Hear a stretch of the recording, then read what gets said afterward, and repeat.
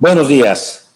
Debido a la emergencia sanitaria relativa a la epidemia generada por el virus SARS-CoV-2, COVID-19, en concordancia con los retos sanitarios que conlleva la nueva normalidad y en consistencia a las recomendaciones del Gobierno federal en materia de sana distancia, con la finalidad de prevenir una mayor propagación del virus en lugares concurridos, además de que esta Sala Regional del Caribe se encuentra obligada a adoptar las medidas que resulten necesarias para proteger la salud de todas las personas ante el grave riesgo que implica la referida enfermedad.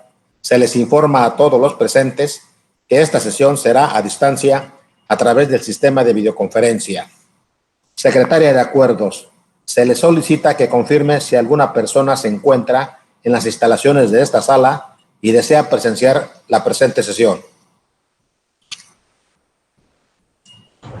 Buenas tardes a todos. Magistrado presidente, se hace constar que no compareció persona alguna.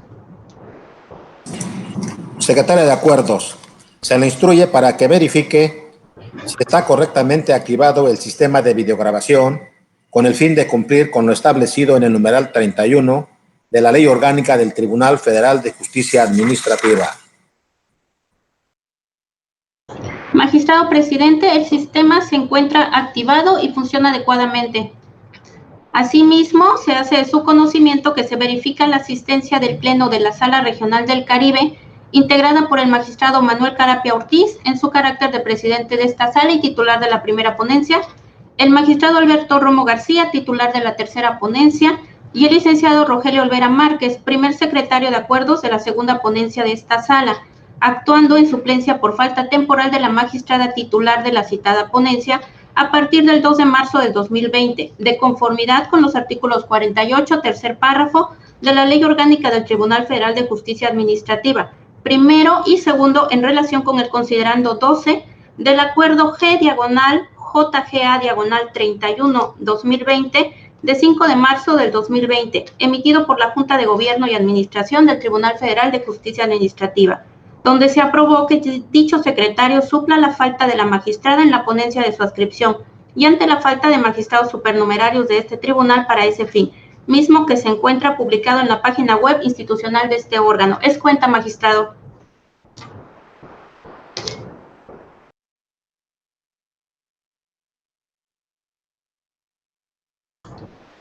Magistrado, su micrófono. Muchas gracias. Una vez verificada la asistencia, se abre la sesión pública ordinaria de esta Sala Regional del Caribe, fijada para el día de hoy, siendo las 12 horas. Secretaria, le solicito dé cuenta del listado de asuntos a sesionar conforme al orden del día. Magistrado presidente, el orden del día se integra únicamente con un asunto de la tercera ponencia, correspondiendo al magistrado ponente Alberto Romo García. Gracias. Magistrado Alberto Romo García, tiene el uso de la voz. Gracias. Doy cuenta del siguiente asunto. Juicio contencioso administrativo número 1229-18-20-01-6. Sentencia definitiva en cumplimiento a la ejecutoria correspondiente a la sesión celebrada vía remota el 19 de octubre del 2020, dictada por el primer tribunal colegiado del 27º Circuito en el amparo directo 135/2020. Resolución impugnada. La contenida en el oficio 500-4600-04-01-2018-007464 de 5 de octubre de 2018, emitida por el administrador desconcentrado de Auditoría Fiscal de Quintana Roo, dependiente del Servicio de Administración Tributaria, mediante la cual determinó un crédito fiscal a cargo de la accionante. Consideraciones del proyecto. En el considerando quinto, se abordan los argumentos planteados por la parte actora como conceptos de impugnación primero, segundo y tercero del escrito inicial de demanda, en donde medularmente, se argumentó lo siguiente: que en el caso de trato se cumplieron los requisitos de las deducciones en términos de lo establecido en los artículos 29 y 31 de la Ley del Impuesto sobre la Renta, aportando desde la visita domiciliaria los elementos que así lo demuestran, y la autoridad, lejos de señalar un motivo de improcedencia, rechaza las operaciones que generan las deducciones con el argumento de que no se demostró que las operaciones con los prestadores de servicios efectivamente se realizaron. También manifiesta la accionante que no se encuentra obligada a verificar la situación fiscal y el cumplimiento de las obligaciones fiscales de sus proveedores de servicios, pues los incumplimientos en la presentación de declaraciones informativas o fiscales de sus proveedores no puede tener como consecuencia la nulidad del comprobante fiscal ni la inexistencia de la operación. Contrario a ello, señala que las únicas obligaciones son la recepción del comprobante fiscal en términos del artículo 29A del Código Fiscal de la Federación. En forma particular, señala que los conceptos facturados por uno de sus proveedores consiste en la compra de bienes detallados en la propuesta de compra y supervisión de montaje, los cuales incluyen un inventario de bienes destinados a cada área. Argumenta que durante la visita presentó la información y documentación con la que demuestra la prestación de los servicios facturados y acredita los bienes adquiridos a sus principales proveedores, además de los pagos realizados, con lo que acredita la materialidad de los servicios adquiridos, que consistían en la compra de mobiliario para las habitaciones, lo que fue debidamente registrado en contabilidad, resaltando al respecto que se dedica a la construcción de desarrollos y proyectos inmobiliarios, entre los que se encuentran hoteles, y en ese sentido se trata de un gasto necesario para realizar las actividades como persona moral y que éstas le reporten un beneficio. Que exhibió el contrato celebrado con uno de sus principales proveedores, donde se precisa el método de pago y la mecánica para la contraprestación del servicio, lo que, en conjunto a la documentación comprobatoria proporcionada, acredita la materialización de los servicios prestados y los conceptos amparados con cada factura exhibida, las cuales contienen una referencia genérica de los servicios facturados, y a efecto de acreditar la materialidad de los servicios percibidos y facturados, exhibió los catálogos de especificaciones, área pública de especificación Villanueva y el proyecto ejecutivo Áreas Públicas de Habitaciones y de Áreas Públicas.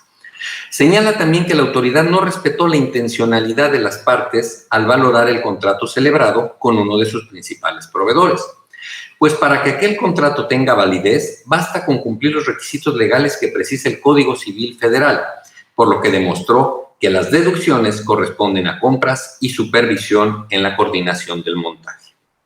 Concluye señalando que en el diverso expediente 304/17-20-01-5 se comprobó la existencia y materialidad del mobiliario y equipo facturado por uno de sus principales proveedores. El proyecto propone declarar infundados en una parte e inoperantes en la otra los argumentos del accionante.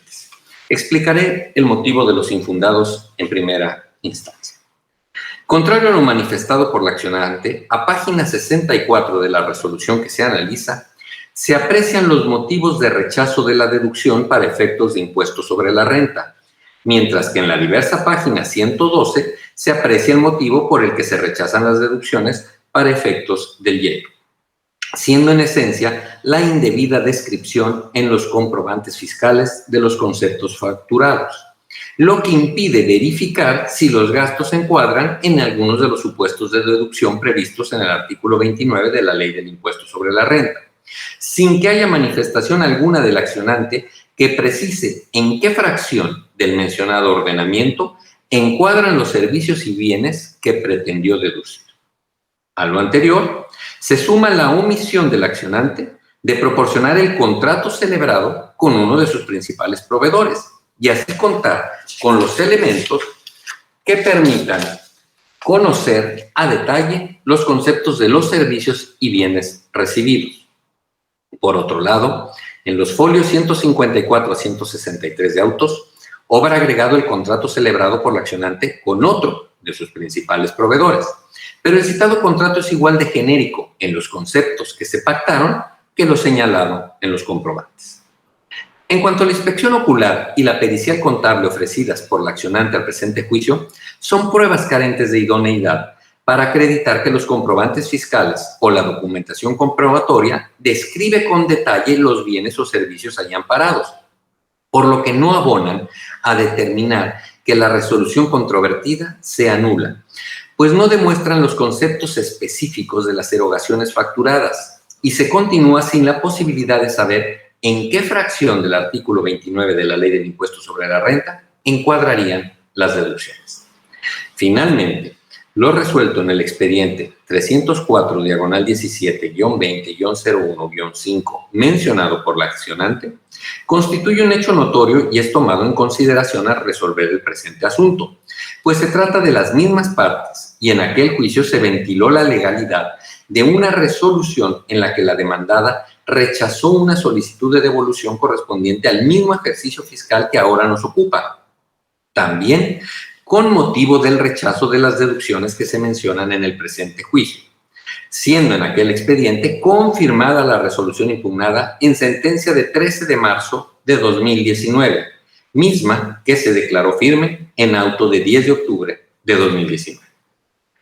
En lo que hace a la inoperancia de los otros argumentos, se califican como tal los razonamientos del accionante en sentido de que no se encuentra obligada a verificar la situación fiscal ni el cumplimiento de las obligaciones fiscales de sus proveedores, pues dichos razonamientos no se encaminan a desvirtuar ningún motivo por el que se le rechazaron las deducciones que analizamos.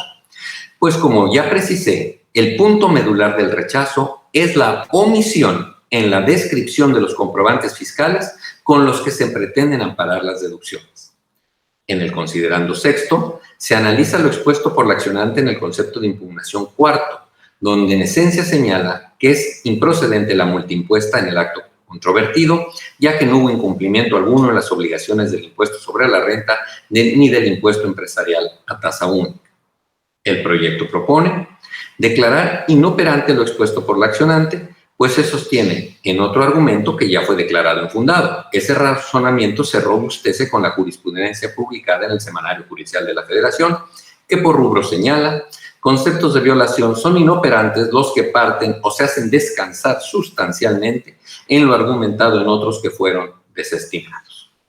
Finalmente, al no haber más argumentos por analizar y dado que todos los estudiados resultaron ineficaces, el proyecto propone reconocer la validez de la resolución impugnada.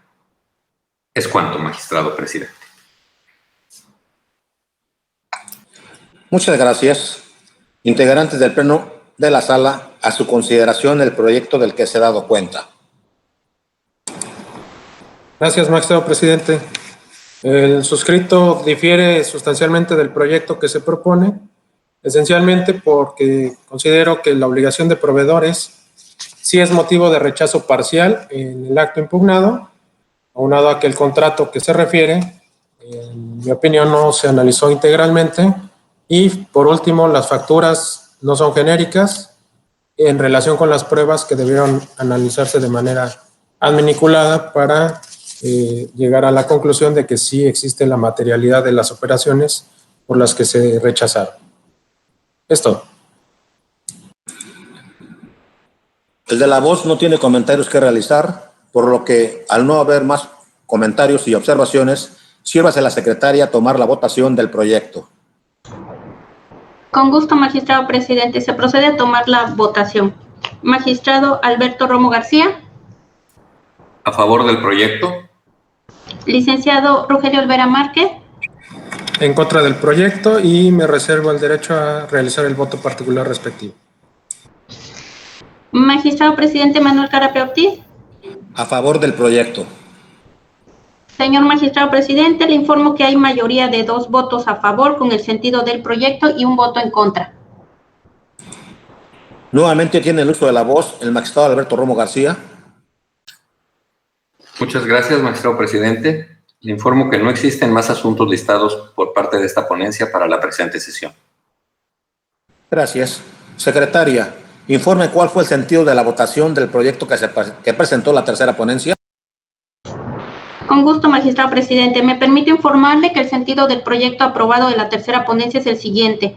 El expediente 1129-18-20-01-6 Fue aprobado por mayoría de 2 votos en el sentido de reconocer la validez de la resolución impugnada y con un voto en contra.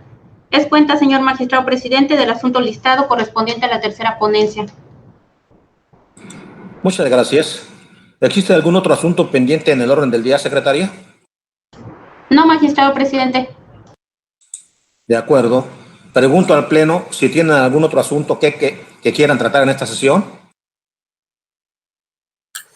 De mi parte, no hay más asuntos que tratar. De mi parte, no, ningún asunto. Gracias. En esta tesitura voy a levantar la sesión siendo las 12:12 del día de su inicio. Proceda a la secretaria a detener la videograbación. Asimismo, se le instruye para que elabore el acta de la presente sesión, la cual será aprobada en sesión privada del día 3 de diciembre de 2020, y para que vigile que por conducto de la delegación informática de esta sala, la presente sesión se transmita por el medio electrónico implementado por esta sala, visible en el canal de la plataforma digital YouTube TFJA Caribe. Claro que sí, magistrado presidente. Delegado informático, puede detener la grabación, por favor.